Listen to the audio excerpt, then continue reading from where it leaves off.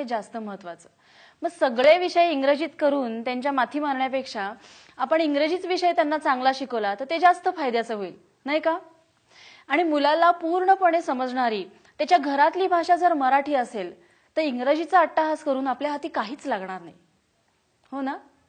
Madam, आपण आपल्या शाळेत स्पर्धा परीक्षा घेऊया का? सगळ्या शाळेतने आता स्पर्धा परीक्षा चालू आहेत, त्याची तयारी आपण करूया का आपल्या शाळेत? कसं आहे, घोकून पाठ केलेल्या गोष्टींवरून मुलांचं बुद्धिमापन करणं हे काय आम्हाला बरोबर नाही वाटत. आणि परीक्षा हा काय निर्णय क्षमतेचा निकष नाही आहे. प्रत्येक मूल वेगळं असतं, त्याची बुद्धी वेगळी असते. मग त्या सगळ्या मुलांना एका तराजूत तोलून कसं चालेल, हो की नाही?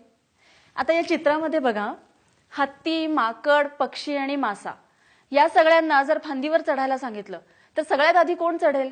सगळ्यात आधी तो पक्षी जाईल. 2 नंबरला माकड जाईल. अहो, हत्ती झाडच उपडून टाकेल. मग मासा कसा जाईल? बरोबर आहे, मासा जाऊच शकणार नाही. आणि बाकीचे प्राणी पाण्यात नाही राहू शकणार, हो की नाही? कारण त्या प्रत्येकाचं वैशिष्ट्य वेगळं आहे. तसंच मुलांकडे बघितलं पाहिजे.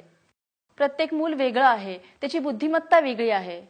आणि मुलं काय मार्क मिळवण्याचं मशीन नाही आहेत, हो की नाही? मुलांना शिकताना जर आनंद झाला तरच ते खरं शिक्षण.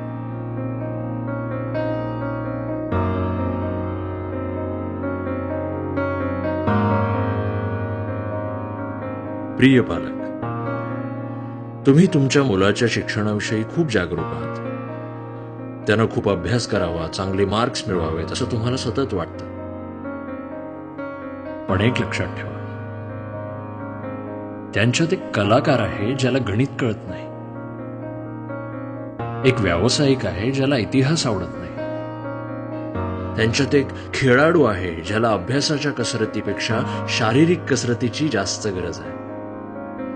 जर तुमच्या मुलाने चांगले मार्क्स मिळवले तर उत्तमच, पण नाही मिळवता आले तर त्याला रागवू नका. त्याचा आत्मविश्वास, आत्मसन्मान घालवू नका. त्याला सांगा की परीक्षेच्या मार्क्सपेक्षाही महत्वाच्या गोष्टी आहेत आयुष्यात. त्यानं मिळवलेल्या मार्कांवरून त्याची बुद्धिमत्ता तुम्ही ठरवणार नाही हे त्याला सांगा. एक परीक्षा किंवा त्यात मिळालेले कमी मार्क्स हे तुमच्या मुलाचं भवितव्य ठरवू शकत नाहीत. शेवटी परीक्षा महत्वाच्या नाहीत की मार्क्स, महत्वाचं आहे ते शिकणं.